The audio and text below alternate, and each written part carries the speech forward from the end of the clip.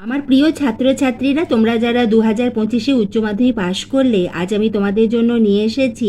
তোমরা যে নম্বর পেয়েছো তাতে তোমরা যদি খুশি না হও, তোমাদের হয়তো মনে হচ্ছে যে আমি পরীক্ষাটা তো খুব ভালো দিয়েছিলাম, তাহলে কেন আমার নাম্বারটা এত কম এলো। এটা যদি তোমার মনে হয়ে থাকে, বা তুমি যদি 2-1 নম্বরের জন্য হয়তো তুমি পাশ করতে পারছো না, বা এমন হয়েছে যে আমাদের ওয়েস্ট বেঙ্গল জয়েন্ট বা বিভিন্ন পরীক্ষার ক্ষেত্রে আমাদের 60%-এর নম্বর যেখানে দরকার, তোমার হয়তো ফিজিক্স, কেমিস্ট্রি, ম্যাথ যে বিষয়গুলি আমাদের যাদবপুরে ভর্তি হওয়ার জন্য 60% নম্বর দরকার হয়, হয়তো সেখানে তোমার 58 কি 59 আসছে।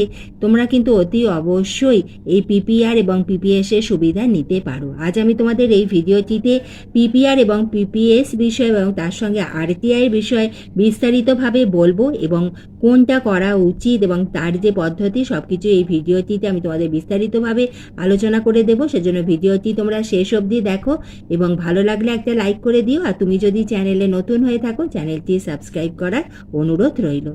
আমাদের উচ্চ মাধ্যমিক 2025-এর রেজাল্ট বেরিয়ে গেছে, এবং তোমাদের নম্বর বিষয়ে তোমাদের যদি খুশি তোমরা যদি না হয়ে থাকো, তোমাদের জন্য রয়েছে 3টি সুবিধা: পিপিআর, পিপিএস এবং আরটিআই। পিপিআর কি? পিপিআর হলো পোস্ট পাবলিকেশন রিভিউ, পিপিএস হলো পোস্ট পাবলিকেশন স্ক্রুটিনি, এবং আরটিআই হলো রাইট টু ইনফরমেশন অ্যাক্ট। প্রথমে আমরা বিষয়টা বুঝে নিই। পিপিআরে হচ্ছে আমাদের রিভিউ করতে পারবে, মানে তোমার যে পরীক্ষার খাতা, সেই খাতাটি তোমাদের আবার প্রথম থেকে তোমার পুরো খাতাটা কিন্তু আবার দেখা হবে, এবং সেখানে তোমার যে নাম্বার তোমার দেওয়া হয়েছে, আগে যে পরীক্ষক বা এক্সামিনার তোমার খাতাটি দেখে যে নম্বর দিয়েছেন, তোমার নাম্বার সেখানে বাড়তেও পারে, কমতেও পারে। যিনি আবার আরেকজন নতুন পরীক্ষক তোমার খাতাটি প্রথম থেকে পুনরায় আবার দেখবেন, এবং তারপরে যোগ করে তোমার যে নম্বর হবে সেটি হলো আমাদের পিপিআর। পিপিএস হলো আমাদের স্ক্রুটিনি করা, সেখানে হলো তোমার যে নম্বরগুলো হয়েছে সেই নম্বরগুলো শুধু যোগ করা হবে, এবং দেখা হবে যে তোমাকে যে নম্বরটি খাতার ওপরে লেখা হয়েছে সেইটি এবং তোমার যোগ একই হচ্ছে কিনা, অর্থাৎ যোগে কোনো ভুল হয়নি তো, সেটাই হলো আমাদের পিপিএস অর্থাৎ স্ক্রুটিনি। আর আরটিআই হলো তুমি যে খাতাতে পরীক্ষা দিয়েছিলে, তোমার সেই খাতাটি সম্পূর্ণ জেরক্স করে তোমাকে দেওয়া হবে।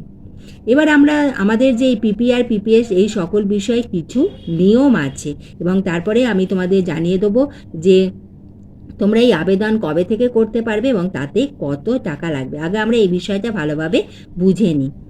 আমাদের পিপিআরের ক্ষেত্রে একটি বাধ্যবাধকতা রয়েছে, সেটি হলো তোমরা যে রিভিউ করতে দিচ্ছ, তোমরা তো 6টি বিষয় পরীক্ষা দিয়েছিলে, তার মধ্যে তোমাদের বেস্ট অফ 5টি বিষয় তোমাদের নম্বর যোগ করে তোমাদের টোটাল করা হয়েছে। সেই 5টি বিষয়ের মধ্যে যে 3টি বিষয়ে তোমার নম্বর সব থেকে বেশি হয়েছে, সেই 3টি বিষয় কিন্তু তুমি পিপিআর অর্থাৎ রিভিউ করতে পারবে না। আমাদের রিভিউয়ের নিয়ম হলো তুমি মানে সব থেকে বেশি তুমি 2টি বিষয় করতে পারো, অর্থাৎ একটি বিষয় করতে পারো অথবা 2টি বিষয় করতে পারো। কোন 2টি বিষয়?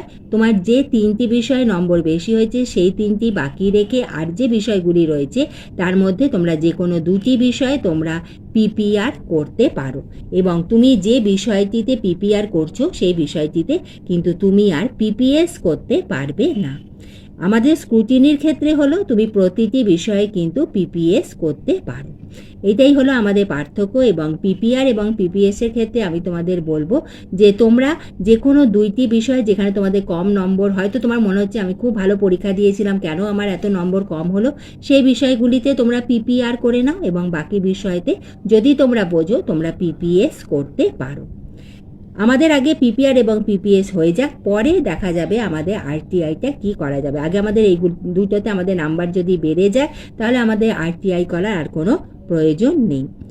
এবার আমরা জেনে নিই যে আমাদের যে পিপিআর এবং পিপিএস এর 2টি পদ্ধতি আছে, একটি হলো তৎকাল এবং আরেকটি হলো নর্মাল অর্থাৎ সাধারণ।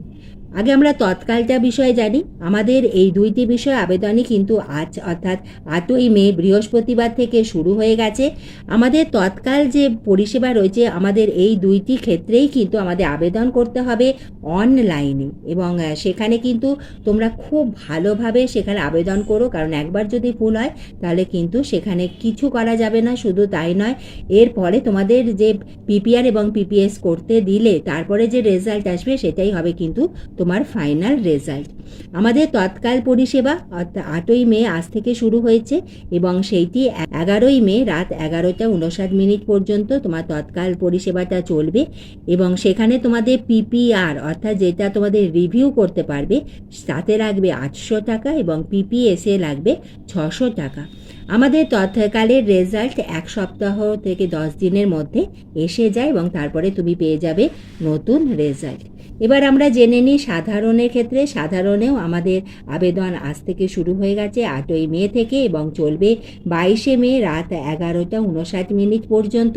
সেখানে আমাদের রিভিউয়ের জন্য লাগবে 200 টাকা এবং স্ক্রুটিনির জন্য লাগবে 150 টাকা। এবার তোমার মনে প্রশ্ন আসতেই পারে যে আমরা কি তৎকাল করব না সাধারণ। তোমাদের মধ্যে কেউ যদি অনার্স নিয়ে পড়াশোনা করতে চাও, কারণ আমাদের সেই বিষয়টাতে আমাদের দেখা হয় নম্বর, তুমি ধরো চাইছো যে আমি ভূগোলে অনার্স নিয়ে পড়বো, ইতিহাসে অনার্স নিয়ে পড়বো বা ফিজিক্সে অনার্স নিয়ে পড়বো, অ্যাকাউন্টেন্সিতে অনার্স নিয়ে পড়বো, কিন্তু তোমার মনে হচ্ছে তুমি যে নম্বরটা পেয়েছো তাতে তুমি খুশি নও, তোমার নম্বরটা আরও বাড়বে, কারণ আমাদের অনার্সের অ্যাডমিশনের সময় আমি যে বিষয়ে অনার্স নিচ্ছি সেইটা কিন্তু আমাদের যেমন দেখা হয় তার সঙ্গে টোটালটাও দেখা হয়। সেজন্য সেই বিষয়ের নাম্বারটা খুবই ইম্পর্টেন্ট। সেজন্য তৎকালের ক্ষেত্রে তোমরা কিন্তু সেই বিষয়টাতে তোমরা পিপিআর বা পিপিএস করতে পারো। তোমার যদি ফুল কনফিডেন্স থাকে অতি অবশ্যই তুমি পিপিআর করাও, নইলে তুমি পিপিএস করতে পারো তৎকালে যে বিষয়টা তুমি অনার্স নিতে চাও। এছাড়া আমি আগেও বললাম যে আমাদের ওয়েস্ট বেঙ্গল জয়েন্টে ইঞ্জিনিয়ারিংয়ে তুমি যদি যাদবপুর ইউনিভার্সিটিতে অ্যাডমিশন নিতে চাও, ফিজিক্স কেমিস্ট্রি ম্যাথে কিন্তু তোমাকে 60% পেতেই হবে, অর্থাৎ 100তে তোমার যেন 60 থাকে। সেখানে তোমার ধরো 58-59 হচ্ছে, সেখানে অতি অবশ্যই তুমি এই তৎকাল পরিষেবার সাহায্য নিতে পারো। এছাড়া আমাদের ইঞ্জিনিয়ারিংয়ে বিভিন্ন অ্যাডমিশনের সময় কিন্তু তোমাদের পিসিএম অর্থাৎ ফিজিক্স কেমিস্ট্রি ম্যাথে কিন্তু আমাদের পাস করতেই হবে। তোমাদের যদি সেই বিষয়ে তুমি অকৃতকার্য হয়ে থাকো ফিজিক্স কেমিস্ট্রি ম্যাথের মধ্যে যে কোনো একটি বিষয়, তোমরা অতি অবশ্যই সেই সকল বিষয়গুলিতে তোমরা পিপিআর এবং পিপিএসের সুবিধা তোমাদের নেওয়া উচিত এবং সেটি তোমাদের তৎকাল পরিষেবায় করা উচিত, কারণ সাধারণের রেজাল্ট যখন বেরোবে তখন কিন্তু তোমাদের অ্যাডমিশন হয়ে যায়। সেজন্য সেই সকল ক্ষেত্রে তোমরা তৎকাল করো এবং অন্য যে বিষয়গুলি রয়েছে সেই সকল বিষয়গুলিতে তোমরা নর্মাল করতে পারো তোমাদের পিপিআর এবং পিপিএস। এবং তোমাদের অনেকে প্রশ্ন আমাদের নম্বর কমে যাবে না তো? দেখো, পিপিএস এর ক্ষেত্রে কিন্তু নম্বর সাধারণত কমে না, 1-2 নাম্বার বেড়েই থাকে, কিন্তু পিপিআর এর ক্ষেত্রে এখনো পর্যন্ত আমি কারোর নম্বর কম হতে দেখিনি। যদি মনে হয় তোমরা অতি অবশ্যই এই আবেদনগুলো করো এবং তোমাদের নম্বর নিশ্চয়ই বেড়ে যাবে।